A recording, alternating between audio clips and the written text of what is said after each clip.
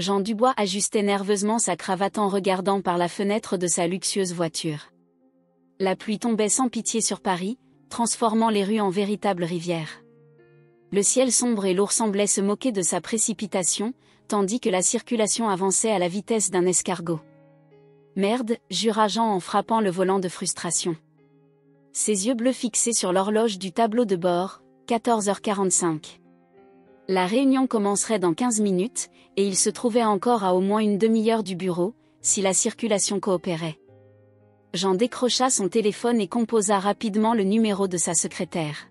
« Amélie, dit-il dès qu'on répondit à l'appel, je suis coincé dans ce foutu trafic. La tempête est infernale. Essayez de reporter le rendez-vous d'au moins 1 heure. » Monsieur Dubois, la voix d'Amélie semblait tendue à l'autre bout du fil, j'ai tout essayé. Les investisseurs sont catégoriques. Ils ont dit que si vous n'arrivez pas à temps, ils considéreront l'affaire conclue. Jean sentit un nœud se former dans son ventre. Cette rencontre était cruciale. Après des mois de négociations, il avait finalement réussi à attirer un groupe d'investisseurs prêts à injecter des millions d'euros dans son entreprise technologique. C'était l'opportunité qu'il attendait pour développer son activité dans toute l'Europe. Je comprends, Amélie. Je ferai tout ce que je peux pour y arriver. Les divertir, leur offrir le meilleur champagne que nous ayons, faire tout ce qu'il faut. En raccrochant le téléphone, Jean essaya de réfléchir à des alternatives. Sortir de la voiture et prendre le métro ? Impossible avec cette pluie, j'arriverai trempé et décomposé. Un taxi ? Dans les mêmes conditions que lui dans la circulation.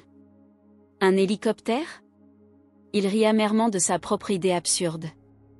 Alors que la voiture avançait lentement, Jean réfléchissait à son voyage là-bas.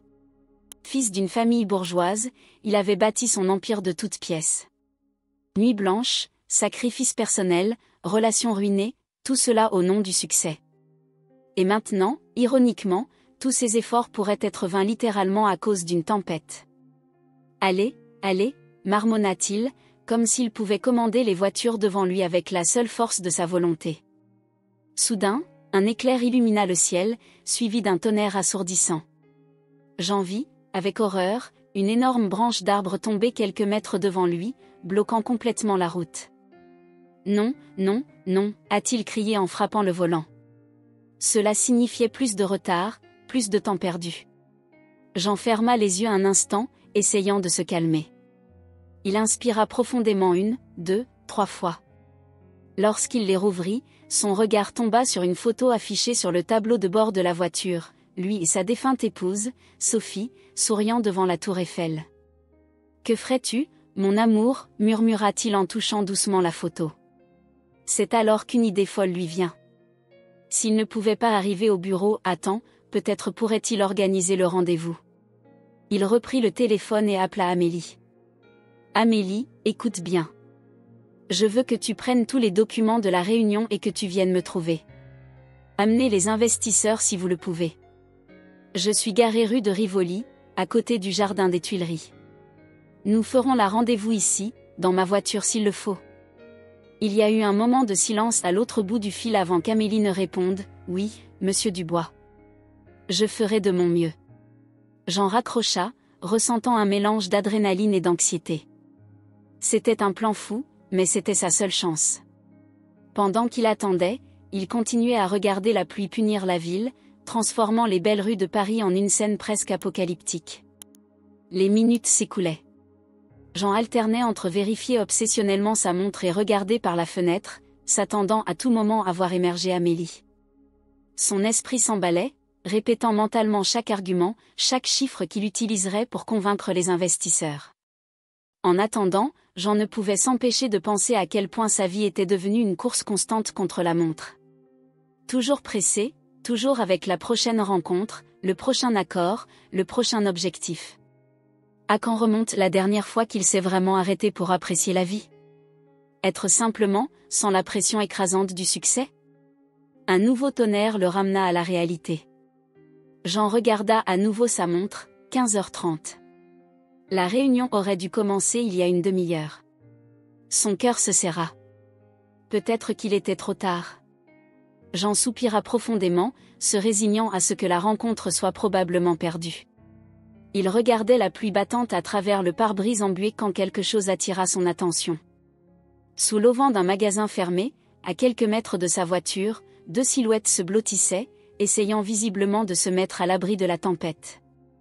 Plissant les yeux pour mieux voir à travers le rideau d'eau, Jean distingua un homme d'âge moyen, aux cheveux gris et mal rasés, portant des vêtements miteux et trempés. À côté de lui, une petite fille, qui ne devait pas avoir plus de 10 ans, tremblait visiblement, ses cheveux blonds collés à son visage pâle. « Mon Dieu !» murmura Jean, sentant un pincement au cœur. La vue de ce duo impuissant le frappa avec une force inattendue, lui faisant momentanément oublier ses propres problèmes. Sans y réfléchir à deux fois, Jean ouvrit la portière de la voiture, ignorant la pluie qui trempa immédiatement son costume italien. En quelques longues enjambées, il atteignit le chapiteau. « Monsieur, mademoiselle » appela-t-il, faisant se retourner l'homme et la jeune fille de surprise. « Est-ce que vous allez bien les gars ?» L'homme, dont Jean voyait maintenant qu'il avait des yeux fatigués mais gentils, répondit d'une voix rauque. « Nous survivons, monsieur. Mais j'apprécie votre inquiétude. » La jeune fille toussa, un son qui semblait déchirer son petit corps. L'homme la serra plus fort, l'inquiétude évidente sur son visage. « Je m'appelle Jean » se présenta-t-il en tendant la main. « Et toi ?» Jean, répondit l'homme en serrant avec hésitation la main offerte. « Et voici Anne. » Jean s'accroupit à la hauteur d'Anne. « Bonjour Anne. Tu dois avoir très froid, non ?» La jeune fille se contenta de hocher la tête, ses grands yeux bleus fixés sur Jean avec un mélange de curiosité et d'appréhension. Une idée soudaine vint à Jean. Il savait que c'était fou, que cela allait à l'encontre de tout ce que la vie dans la grande ville lui avait appris sur la méfiance et la prudence. Mais quelque chose dans ses yeux se fatiguait de Jean et ceux innocents d'Anne le poussa à agir. « Écoutez, dit-il en sortant les clés de sa poche. Ma maison n'est qu'à quelques pâtés de maison. Pourquoi n'iriez-vous pas là-bas pour vous réchauffer et vous sécher ?» Les yeux de Jean s'écarquillèrent, visiblement surpris par l'offre. « Monsieur, c'est très gentil, mais nous ne pouvons pas l'accepter. » « Nous ?» Jean l'interrompit d'un geste. « S'il vous plaît, j'insiste. Personne ne devrait être dehors par ce temps, surtout un enfant. » Il se tourna vers Anne, qui le regardait toujours attentivement. « Qu'en penses-tu, Anne ? Voudrais-tu du chocolat chaud ?» Un petit sourire apparut sur les lèvres de la jeune fille, illuminant son visage pâle. Elle regarda Jean, comme pour lui demander la permission. Jean hésita un instant, son regard alternant entre Jean et Anne. Finalement, avec un soupir de capitulation, il hocha la tête. « Si vous en êtes sûr, nous vous serions très reconnaissants. » Jean sourit en remettant les clés à Jean. « Super. C'est le bâtiment numéro 23, rue de la Paix. Appartement 5B. Il y a des serviettes propres dans le placard de la salle de bain et vous pouvez utiliser ce que vous voulez dans la cuisine. » Jean tenait les clés comme s'il s'agissait de quelque chose de précieux et de fragile. « Comment pouvons-nous vous remercier, monsieur Jean ? Prenez simplement soin de vous et restez en sécurité, » répondit Jean, sentant une bouffée de chaleur dans sa poitrine malgré la pluie froide. « J'ai un rendez-vous important en ce moment, mais je devrais être de retour dans quelques heures. D'ici là, faites comme chez vous. » Anne, l'air plus excité, tira sur la manche de Jean. « On peut y aller, s'il vous plaît ? J'ai si froid. » Jean hocha la tête, un sourire fatigué sur le visage. « Oui, ma petite. Allons-y. » Il se tourna une dernière fois vers Jean. « Merci beaucoup, monsieur. Que Dieu vous bénisse. » Jean regarda Jean et Anne s'éloigner sous la pluie, courant vers l'adresse qu'il lui avait indiquée. Un sentiment étrange l'envahit, un mélange d'inquiétude. Après tout, il venait de remettre les clés de sa maison à des inconnus, et une profonde satisfaction qu'il n'avait pas ressentie depuis longtemps. De retour à sa voiture, Jean se rendit compte qu'il avait complètement oublié la rencontre ces dernières minutes. Bizarrement, cela ne le dérangeait pas autant qu'il aurait dû. En démarrant le moteur, il se retrouva à sourire, imaginant Anne en train de déguster un chocolat chaud dans sa cuisine. Peut-être, pensa-t-il, ce retard n'était pas si grave après tout. Avec cette pensée réconfortante, Jean a remis la voiture dans la circulation, prêt à affronter tout ce que le reste de la journée lui réservait. Jean conduisait prudemment sa voiture dans les rues inondées de Paris, l'esprit partagé entre l'inquiétude de la rencontre imminente et les pensées de Jean et Anne. La pluie continuait de tomber sans pitié, transformant les trottoirs en petits ruisseaux et rendant la visibilité difficile. « Est-ce qu'ils vont bien ?» marmonna-t-il pour lui-même, imaginant les deux inconnus dans son appartement. Une partie de lui n'arrivait toujours pas à croire ce qu'il venait de faire. Remettre les clés de votre maison à des inconnus ? À quoi étais-tu en train de penser ? Mais alors l'image d'Anne grelottant de froid lui revint, et Jean sentit une bouffée de chaleur dans sa poitrine. Non, j'ai bien fait, se dit-il avec conviction. En attendant à un feu tricolore, Jean sort son téléphone et compose le numéro de sa gouvernante, Madame Rousseau. Bonjour Madame Rousseau ? C'est Jean. Écoutez, j'ai fait quelque chose d'un peu inhabituel aujourd'hui. Monsieur Dubois, la voix de la gouvernante semblait inquiète. Tout va bien ? Jean inspira profondément avant de continuer. Oui, oui. Mais j'ai besoin que tu fasses quelque chose pour moi. Il y a 2 invités dans mon appartement en ce moment. Un homme nommé Jean et une fille nommée Anne. Pourriez-vous s'il vous plaît venir et faire est-ce qu'ils ont tout ce dont ils ont besoin ? Il y eut un moment de silence à l'autre bout du fil avant que Madame Rousseau ne réponde, d'une voix mêlée de surprise et de curiosité. Bien sûr, monsieur. Mais, des invités ? Vous n'avez rien parlé des visiteurs aujourd'hui. Jean sourit en imaginant l'expression confuse du visage de la gouvernante. C'était une affaire de dernière minute, madame. Ils étaient dans la rue, trempés par la pluie. Je ne pouvais pas les laisser là. Oh, je vois, dit Madame Rousseau, son ton s'adoucissant. Comme c'est gentil de votre part, monsieur. Ne vous inquiétez pas, je prendrai soin d'eux comme une famille. Merci, Madame Rousseau. Je savais que je pouvais compter sur vous, remercia Jean, plus apaisé. S'il vous plaît, préparez-leur quelque chose de chaud à manger et assurez-vous qu'ils ont des vêtements secs. Utilisez tout ce dont j'ai besoin dans ma garde-robe pour Jean, et peut-être que certains de mes vieux t-shirts pourraient servir de robe de fortune pour Anne. Oui, monsieur. Je ferai tout cela et bien plus encore. Ne vous inquiétez pas.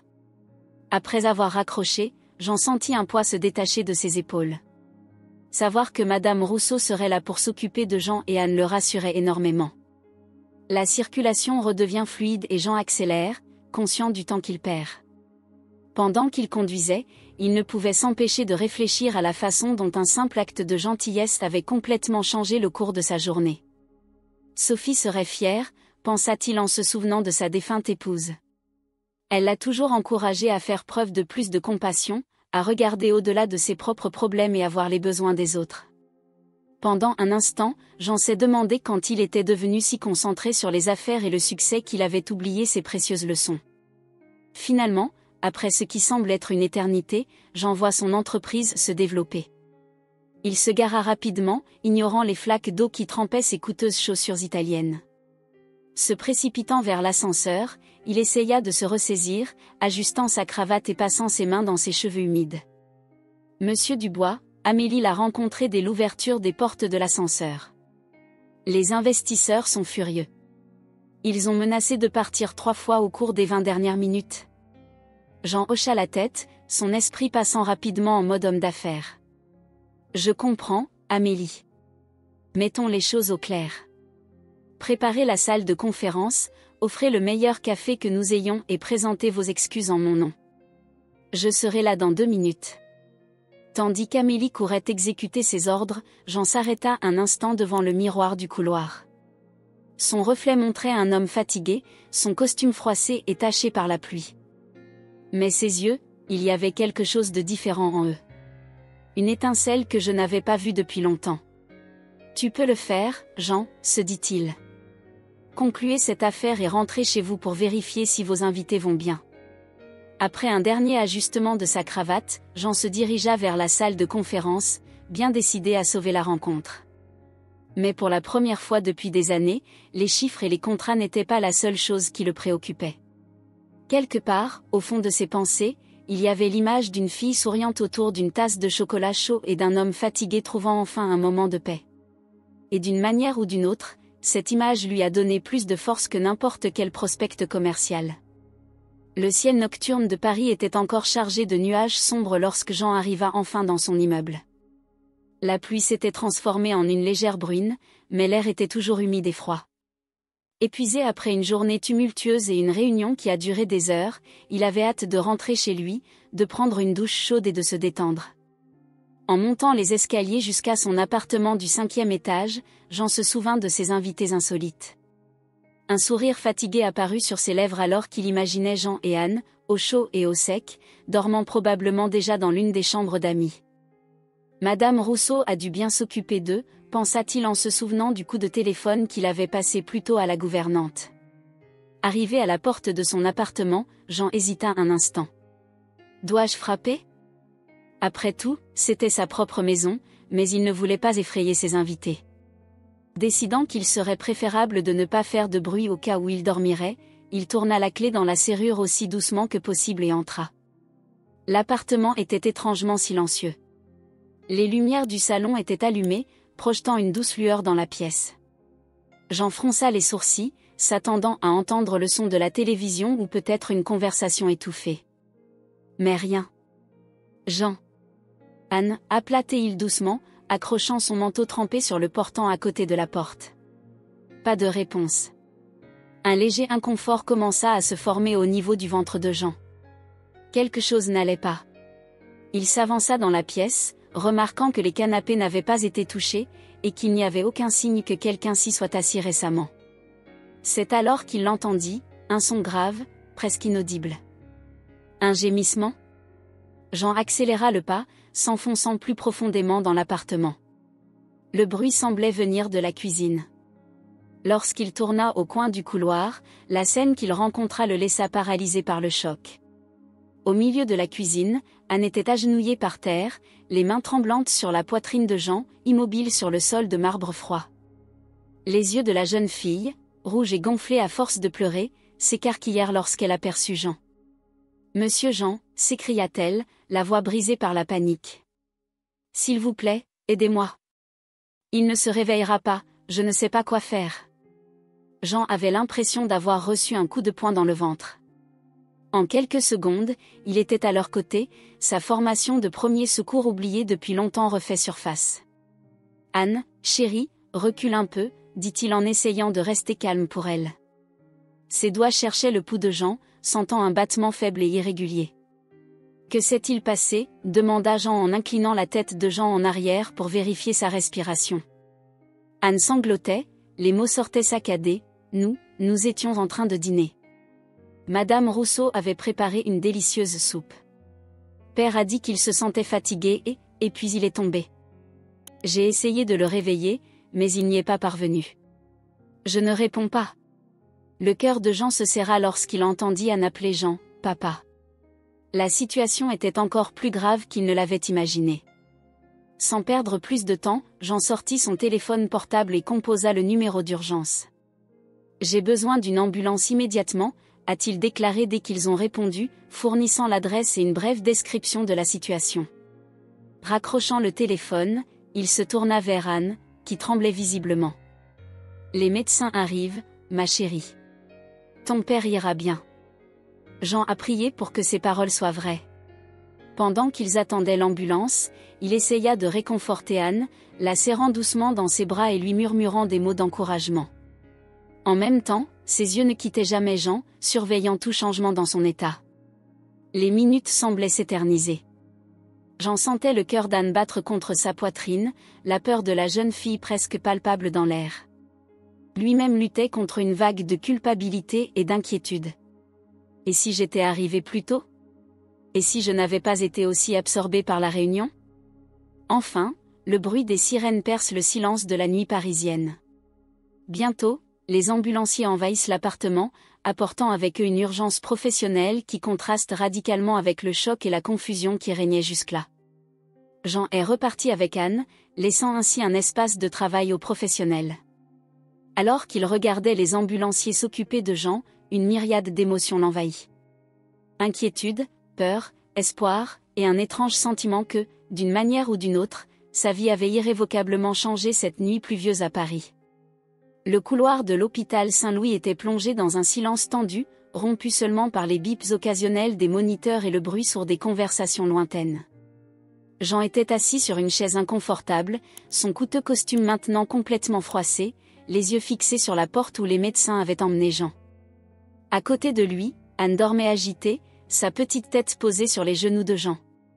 Il caressa doucement les cheveux de la jeune fille, un geste automatique de réconfort, tandis que son esprit bourdonnait d'inquiétude et de questions sans réponse.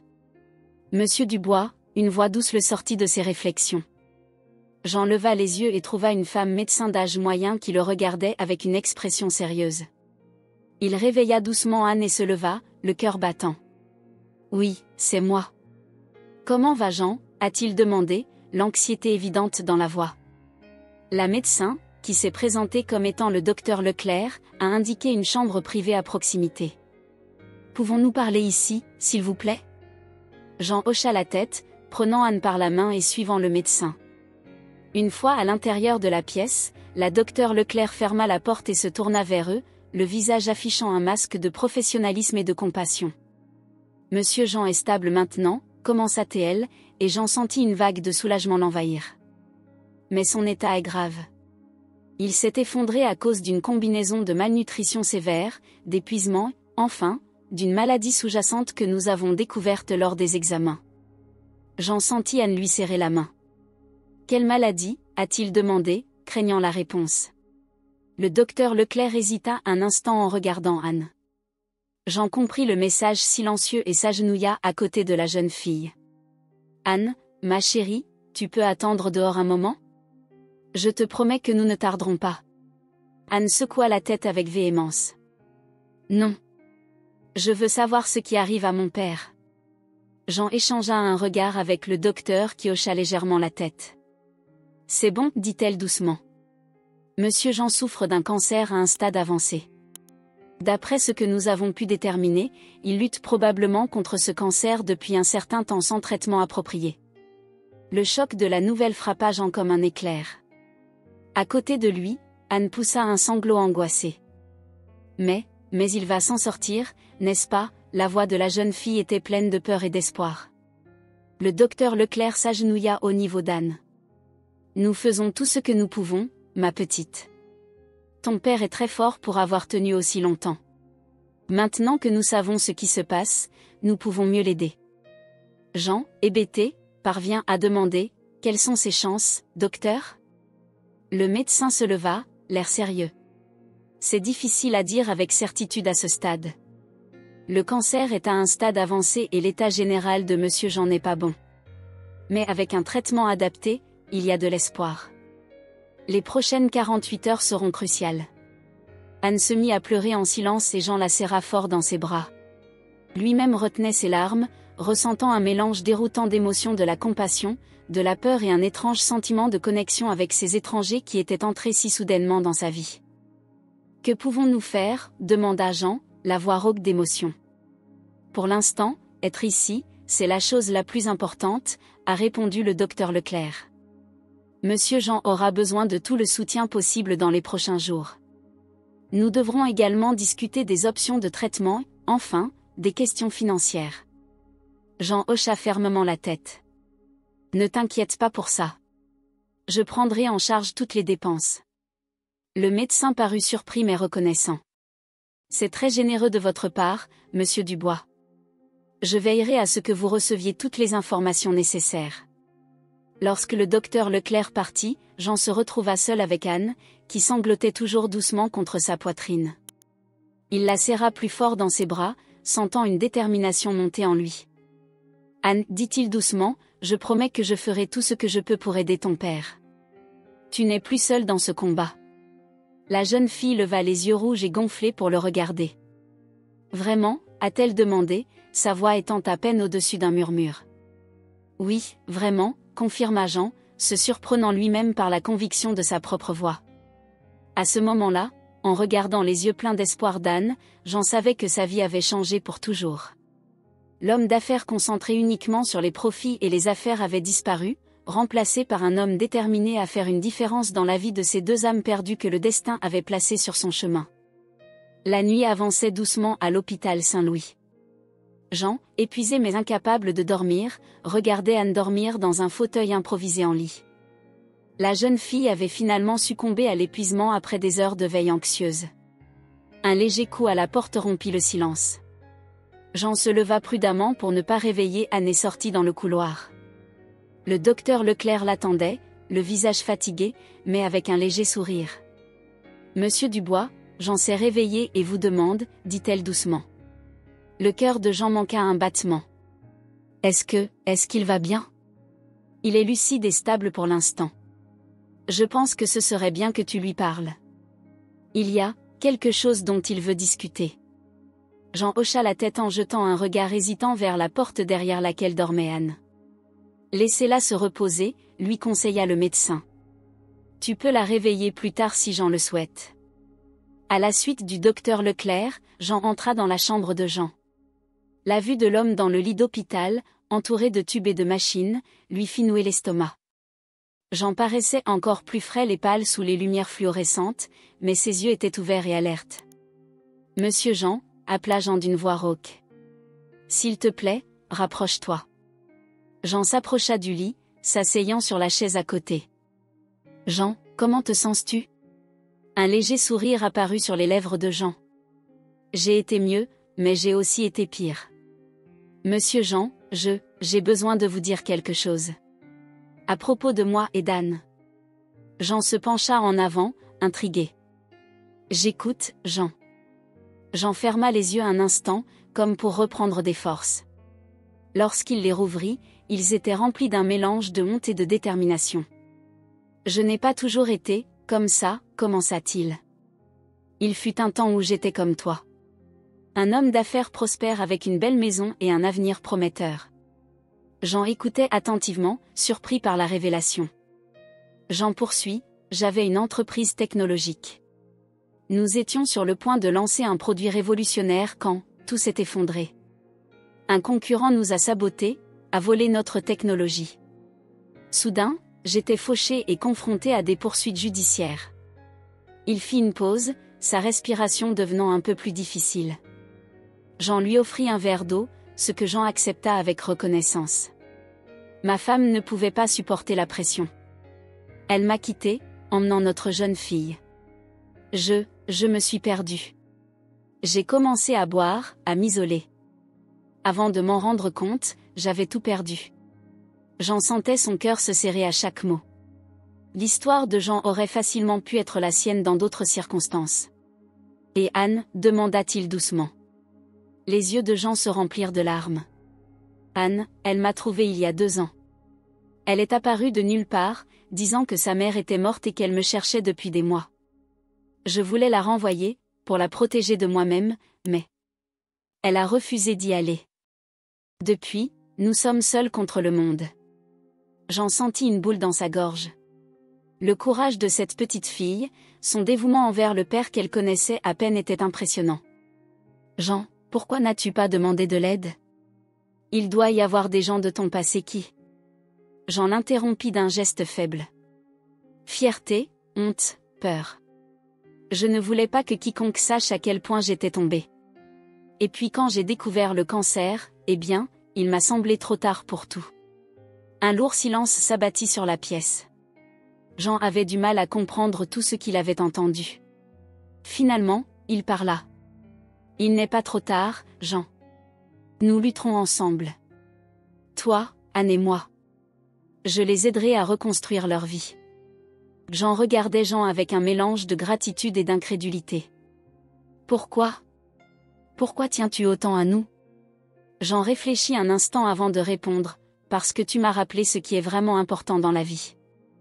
Et parce que nous méritons tous une seconde chance. » À ce moment-là, quelque chose changea dans les yeux de Jean. Une lueur d'espoir, peut-être. Ou le soulagement de partager enfin votre fardeau avec quelqu'un.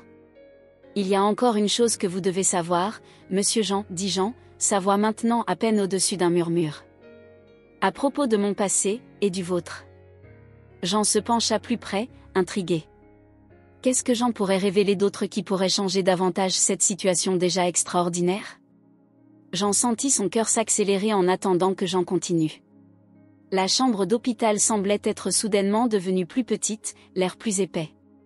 Monsieur Jean, commença Jean, la voix légèrement tremblante, vous avez déjà prononcé votre nom de famille. Dubois. Ce nom n'est pas un hasard. Jean fronça les sourcils, confus. Que veux-tu dire, Jean? Jean ferma un instant les yeux, comme pour rassembler son courage. Lorsqu'il les rouvrit, ils étaient pleins de larmes. Mon nom complet est Jean-Luc Dubois. Jean. Je suis ton frère aîné. Le monde a semblé s'arrêter un instant. Jean avait l'impression que le sol avait disparu sous ses pieds. Non, ça ne peut pas être le cas, balbutia-t-il. Mon frère est mort il y a des années dans un accident de voiture. Jean secoua lentement la tête.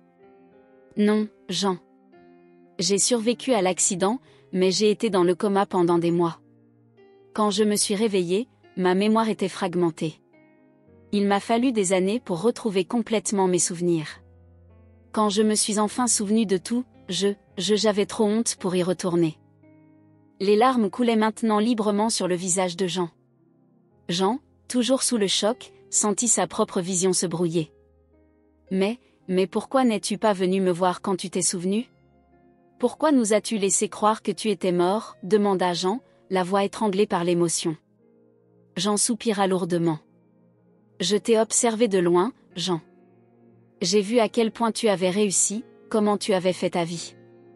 J'étais un raté, un ivrogne sans abri. De quel droit avais-je réapparaître et perturber ta vie? Jean se leva brusquement, arpentant la pièce, essayant de comprendre cette révélation grandiloquente. Des souvenirs d'enfance envahirent son esprit, des moments avec son frère aîné, le héros de sa jeunesse.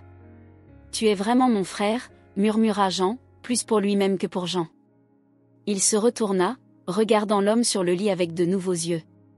Maintenant qu'il le savait, il pouvait voir les similitudes, les mêmes yeux, la forme du visage. Et Anne, demanda soudain Jean. Elle est ta nièce, confirma Jean. Elle ne connaît pas notre relation. Je n'ai jamais eu le courage de lui parler de notre famille. Jean s'approcha de nouveau du lit, assis lourdement sur la chaise. Jean-Luc. Toutes ces années. Maman et papa seraient si heureux de savoir que tu es en vie. J'entendis une main tremblante que Jean serra fermement. Je suis désolé, Jean. Pour tout. J'aurais dû revenir, j'aurais dû. L'interrompit Jean, le prenant dans une étreinte prudente mais serrée. Chut, tout va bien maintenant. Tu es là. Nous t'avons trouvé. Les deux frères restèrent enlacés un long moment, des années de séparation et de douleur se dissolvant en larmes silencieuses. Lorsqu'ils se séparèrent enfin, Jean s'essuya les yeux et dit avec détermination, « Nous lutterons ensemble contre cette maladie, Jean-Luc. Et puis, nous reconstruirons notre famille. Anne mérite de connaître toute son histoire, toute notre histoire. » Jean hocha la tête, un sourire faible mais sincère illuminant son visage fatigué. « Merci Jean. Je ne sais même pas comment exprimer ce que je ressens en ce moment. » À ce moment, la porte de la chambre s'ouvrit doucement. Anne entra, effaçant le sommeil de ses yeux. « Papa » appela-t-elle avec hésitation. Jean et Jean échangèrent un regard plein de sens. Jean fit un petit signe de tête, donnant une autorisation silencieuse. Jean s'agenouilla devant Anne, lui tenant doucement les épaules. « Anne, ma chérie, il y a quelque chose de très important que nous devons te dire. » Les yeux de la jeune fille s'écarquillèrent, regardant tour à tour Jean et son père sur le lit. « Anne, continua Jean d'une voix douce, je suis ton oncle. Le frère de ton père. » Pendant un moment, Anne resta immobile, traitant l'information. Puis, sans prévenir, elle se jeta dans les bras de Jean, le serrant de toute la force que son petit corps pouvait rassembler. « Oncle Jean, murmura-t-elle, testant ses mots. Jean lui rendit son étreinte, ressentant un élan d'amour et de protection qu'il n'avait jamais connu auparavant. Il regarda Jean par-dessus la tête d'Anne, voyant son frère sourire à travers les larmes. C'est à ce moment-là, dans le silence d'une chambre d'hôpital parisien, qu'une famille brisée commença à se guérir. L'avenir était encore incertain, avec de nombreux défis à relever, mais pour la première fois depuis des années, il y avait de l'espoir. Un espoir né d'une rencontre fortuite lors d'une nuit pluvieuse, qui a changé leur vie à jamais.